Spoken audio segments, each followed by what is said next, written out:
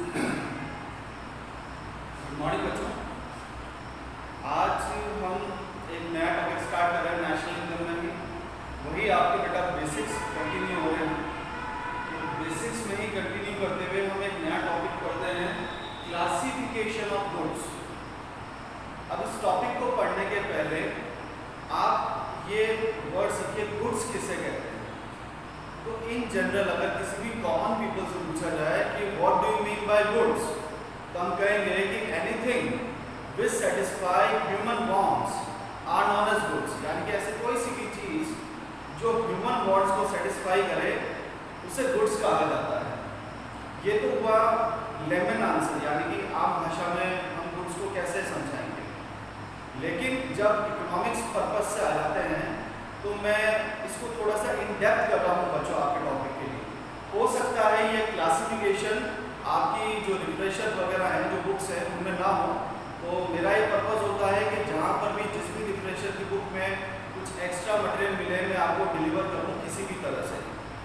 तो एक अच्छा क्लासिफिकेशन दे रखा है कि गुड्स बेसिकली दो पार्ट्स में डिवाइड किए जा सकते हैं। या तो उसे कहा जाएगा मटेरियल गुड्स या फिर उसे कहा जाएगा नॉन मटेरियल गुड्स। अब मटेरियल क्या होते हैं और नॉन मटेरियल क्या होते हैं?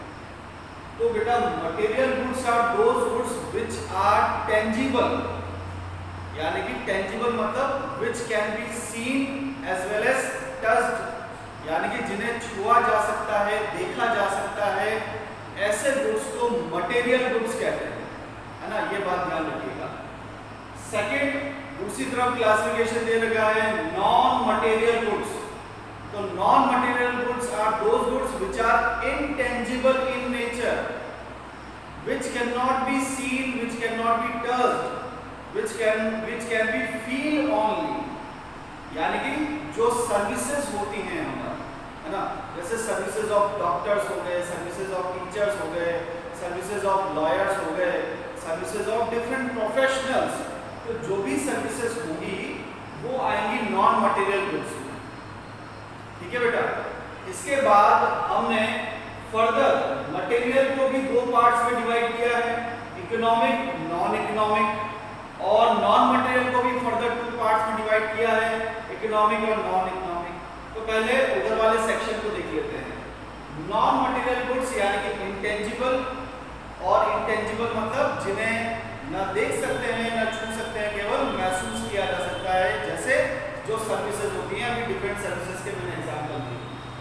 अब सर्विसेज भी इकोनॉमिक और नॉन इकोनॉमिक हो गई, तो इकोनॉमिक सर्विसेज क्या आएंगी?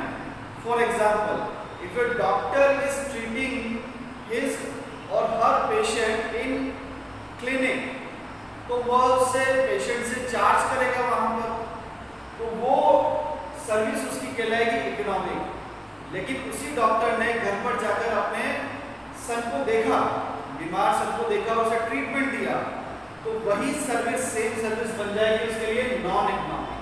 If a particular service is chargeable, यूं समझिए, if a particular service is chargeable then it is non as economic. If it is free और done for mental satisfaction only और free of cost, then it is non as non economic service. अब इस classification पर आ जाइए। Material goods को भी हमने दो पार्ट्स में डिवाइड किया है, इकोनॉमिक गुड्स और नॉन इकोनॉमिक गुड्स। तो बेटा economic goods are those goods which command price, which have a price, यानी कि जिनकी कीमत होती है, जिनको खरीदने के लिए, जिन्हें अवेल करने के लिए हमें पैसा पे करना पड़ता है, प्राइस पे करनी पड़ती है, those goods are known as economic goods. और ऐसे दुनिया भर के इसके एग्जांपल हो सकते हैं। Non economic goods are those goods which are free gift of nature, which are available freely in nature। Nature ने जो हमें फ्रीली प्रोवाइड किए हैं, जैसे एयर, सनलाइट, तो ये एग्जांपल हुए नॉन इकोनॉमिक गुड्स के। अब आपका जो आगे का चैप्टर चलेगा, यानी कि इस क्लासिफिकेशन को हम जो फर्दर इन डेप्थ डिटेलिंग करेंगे, वो टोटली बेस्ड होगा इकोनॉमिक गुड्स के ऊपर, यानी कि इसी इकोनॉमिक गुड्स के हम फर्दर पार्ट्स करते हुए जाएंगे। तो आइए देखते हैं वो फर्दर पार्ट्स क्या होते हैं।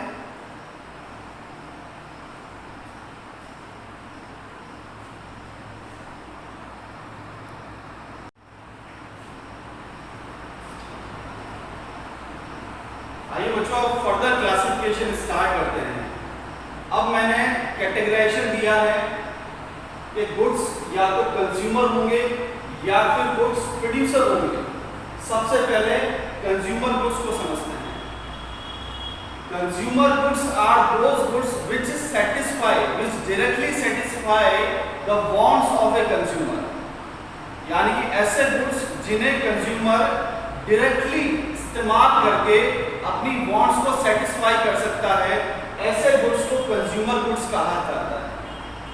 अब ये कितने तरह के होते हैं, मैंने यहाँ पर 4 कैटेगराइजेशन कर दिया है इसका।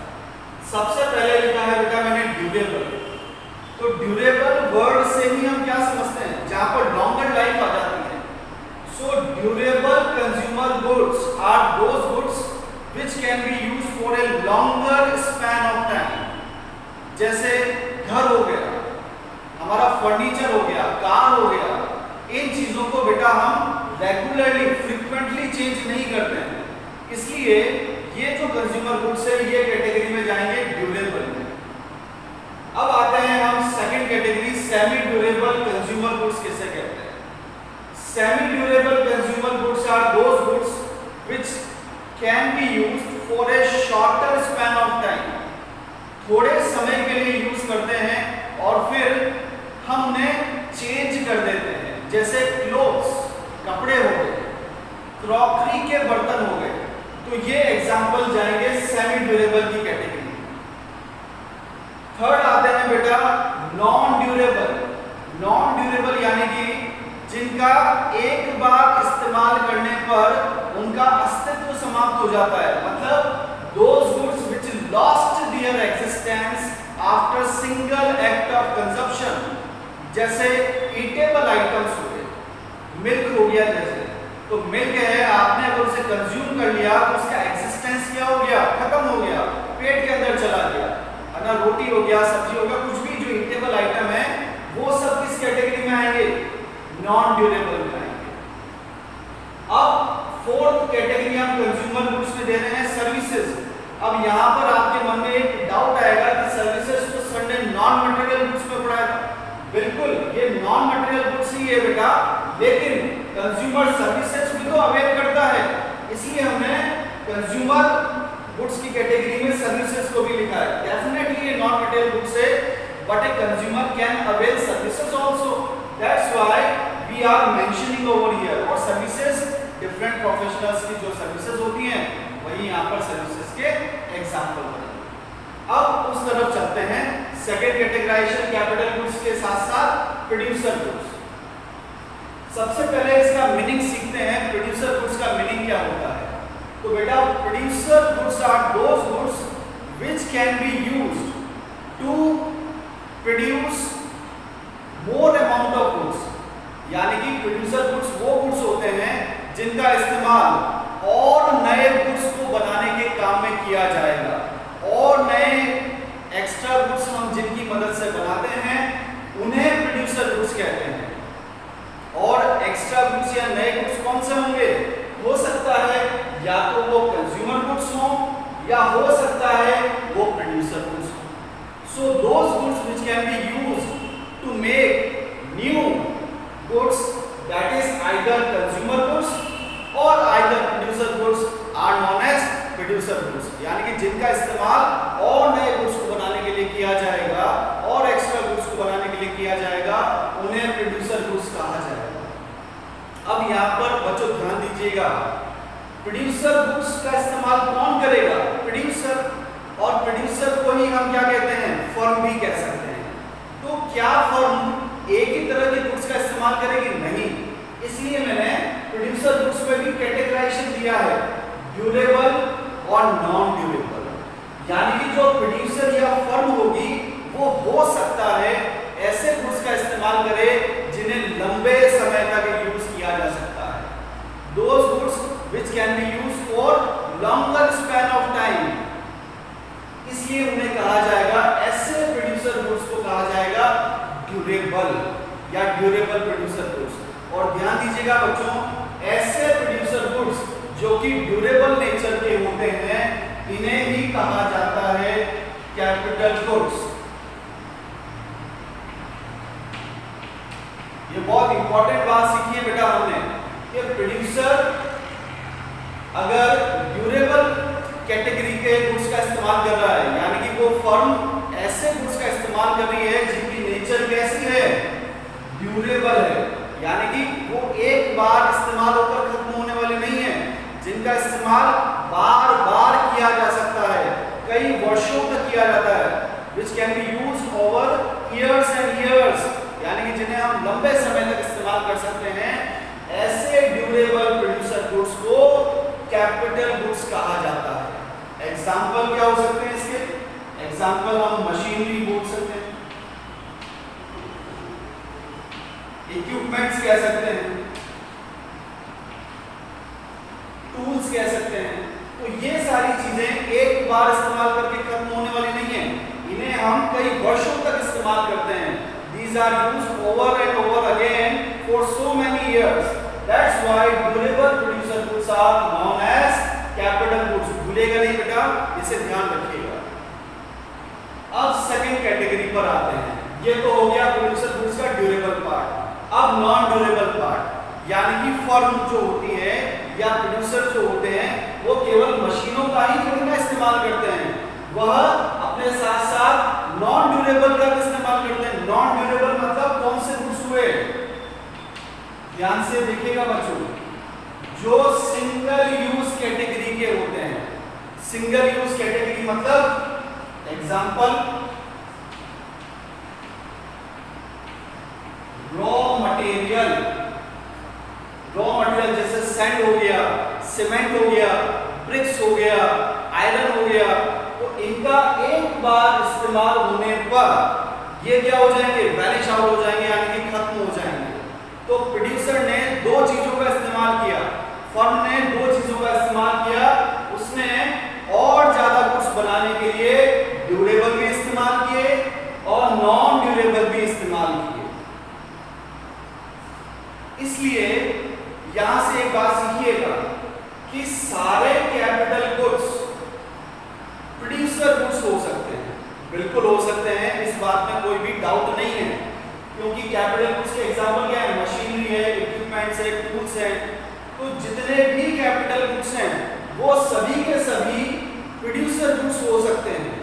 This statement is true but reverse is not true, यानी कि हम ये नहीं कह सकते हैं कि all producer goods are capital goods. This is a false statement, this is a wrong statement. All producer goods are capital goods, this is a false statement. All producer goods का मतलब क्या हो गया? ड्यूरेबल भी आ गए और non durable भी आ गए, जबकि हमने कैपिटल गुड्स किसे कहा था? केवल ड्यूरेबल वाली कैटेगरी को कहा था। इसलिए बेटा स्टेटमेंट कौन सा करेक्ट हुआ? All capital goods are producer goods but reverse is not true. Reverse का मतलब क्या है? कि all producer goods are not capital goods, only durable category of producer goods are known as capital goods. ठीक है बच्चों, I hope ये बात आपको समझ में आई होगी। इसका थोड़ा सा इलस्ट्रेशन और मैं देना चाहूंगा। यहाँ पर मैंने नॉन ड्यूरेबल को सिंगल यूज कहा है, यानी कि ऐसे गुड्स जो एक बार इस्तेमाल होते हैं और उनका एक्जिस्टेंस खत्म हो जाता है, ऐसे गुड्स को इंटरमीडिएट गुड्स भी कहा जाता है। Raw material is A intermediate good, यानी कि ऐसी चीज जो किसी और को बनाने के काम में आ रही है ना? जैसे ये चॉक है, अब इस चॉक किससे बना होगा बेटा? कुछ पाउडर वगैरह होगा, कुछ केमिकल कंपाउंड होगा, कोई मटेरियल होगा, तो वो मटेरियल को केमिकल कंपाउंड क्या हुआ? इसके लिए रॉ मटेरियल हुआ। तो ये हुआ नॉन ड्यूरेबल वाली कैटेगरी, वो पाउडर बना इसके लिए नॉन ड्यूरेबल वाली कैटेगरी, है ना? ठीक है बेटा, ये चीज आई समझ में। अब एक नया क्लासिफिकेशन सीखते हैं। आई होप यहां से आपको कंज्यूमर गुड्स और प्रोड्यूसर गुड्स दोनों का क्लासिफिकेशन समझ में आया होगा।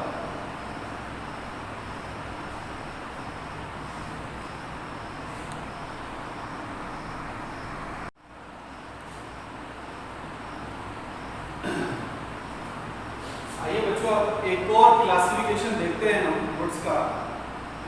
इस क्लासिफिकेशन की हेडिंग दी है बेटा मैंने एंड यूज। इस एंड यूज वर्ड का मतलब क्या है?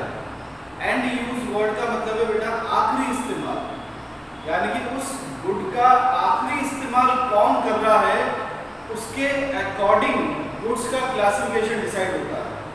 So on the basis of end use we can classify the goods into two parts.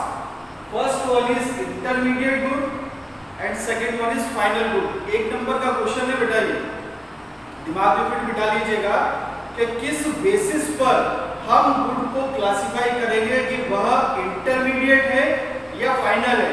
तो इसका आंसर होगा on the basis of end use. ये बहुत इंपॉर्टेंट वर्ड है, एंड यूज। अब बारी बारी से देखते हैं कि इंटरमीडिएट गुड्स किसे कहते हैं और फाइनल गुड्स किसे कहते हैं। शुरुआत करते हैं इंटरमीडिएट गुड्स से। नाम में ही इंटरमीडिएट आ रहा है, यानी कि मीन वाइल, इन बिटवीन, ये इसके सिनोनिम वर्ड्स हो सकते हैं इंटरमीडिएट के। तो intermediate goods are those goods which are used either in the production of other goods or for resale। यानी कि इंटरमीडिएट गुड्स बेटा हम उन गुड्स को कहेंगे जो पहला used in production of other goods। यानी कि इंटरमीडिएट गुड्स की पहचान कैसे होगी, ये पहला आइडेंटिफिकेशन है कि इनका इस्तेमाल किसी और गुड्स के प्रोडक्शन में किया जाएगा, जैसे रॉ मटेरियल या semi finished goods.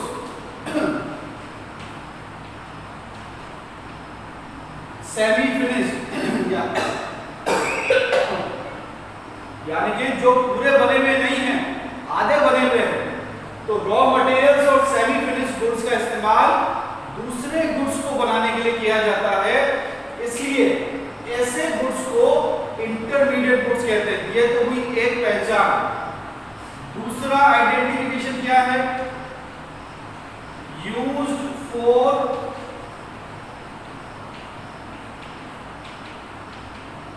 Resale purpose.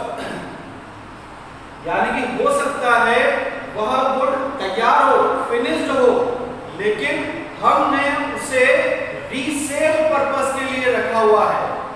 For example, car in showroom. Maruti Suzuki का शोरूम है, उसमें दुनिया भर की कार्स रखी हुई है डिस्प्ले के लिए। तो क्या वह इंटरमीडिएट है? क्योंकि यहाँ पर क्वेश्चन आएगा आपके दिमाग में, क्योंकि सर कार तो रेडी टू यूज होती है, उसे हम इंटरमीडिएट कैसे कह सकते हैं? उस पर तो आप कोई काम होना बाकी नहीं है।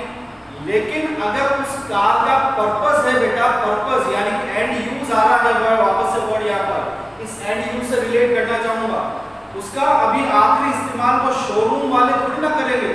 कौन करेगा उसका एंड यूज? कस्टमर करेगा। यानी कि हमने उसे किस पर्पस के लिए रखा हुआ है?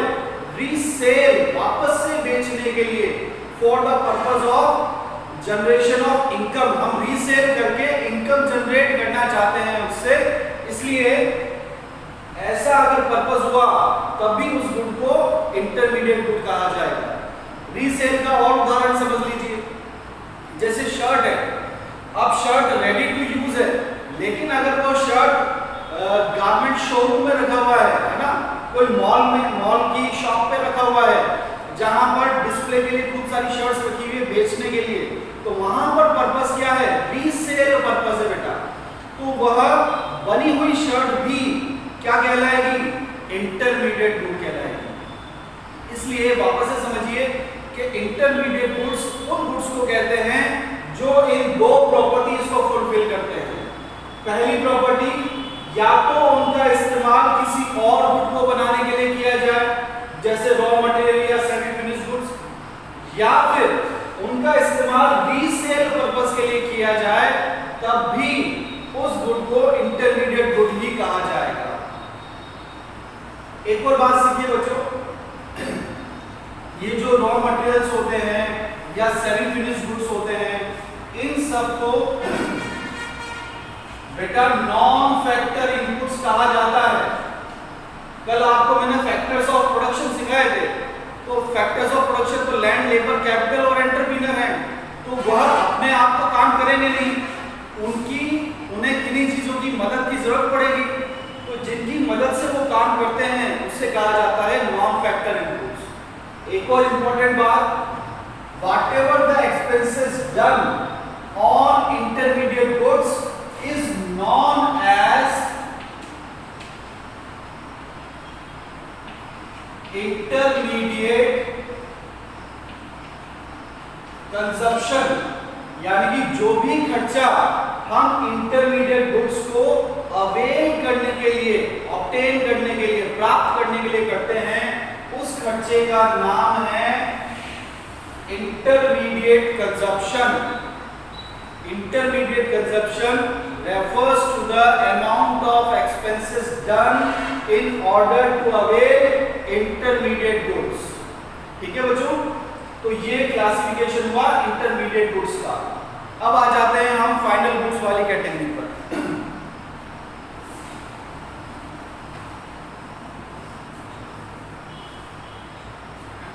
फाइनल गुड्स किसे कहते हैं?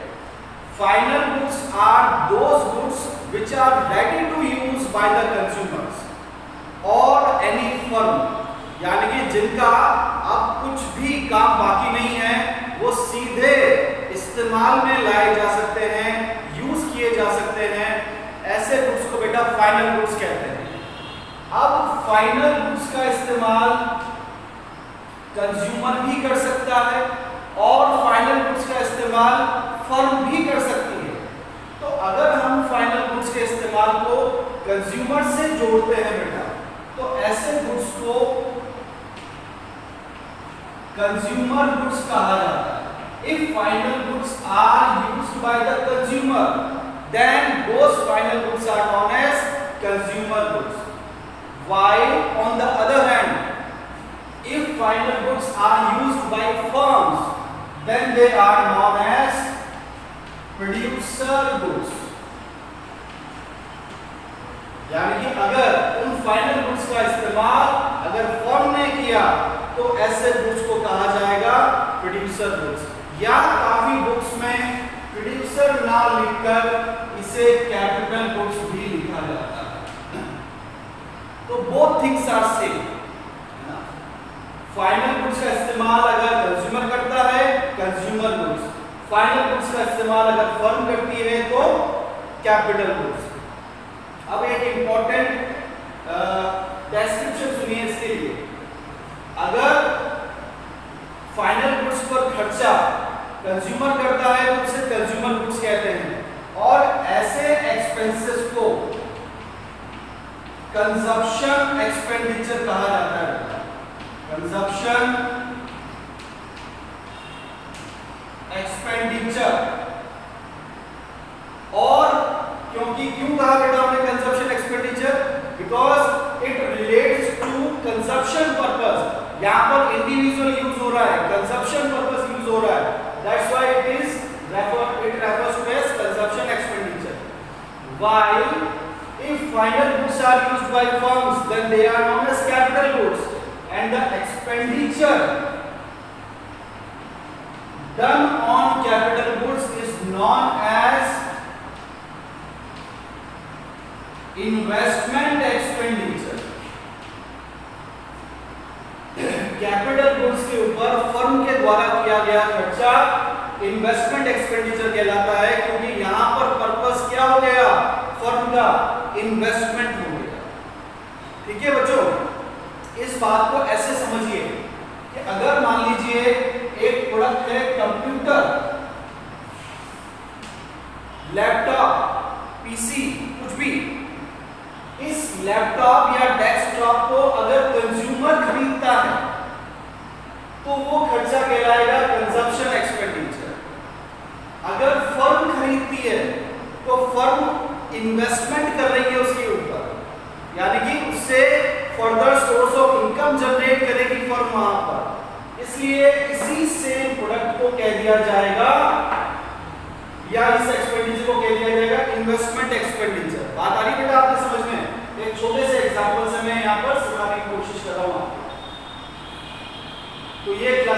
था और फाइनल गुड्स के ऊपर जो टोटल एक्सपेंडिचर है वह इन दोनों का टोटल होता है, यानी कि consumption expenditure plus investment expenditure is equals to final expenditure. यानी कि फाइनल एक्सपेंडिचर ऑन गुड्स और सर्विसेज क्या होता है? Consumption expenditure plus investment expenditure. आइए अब आगे बढ़ते हैं।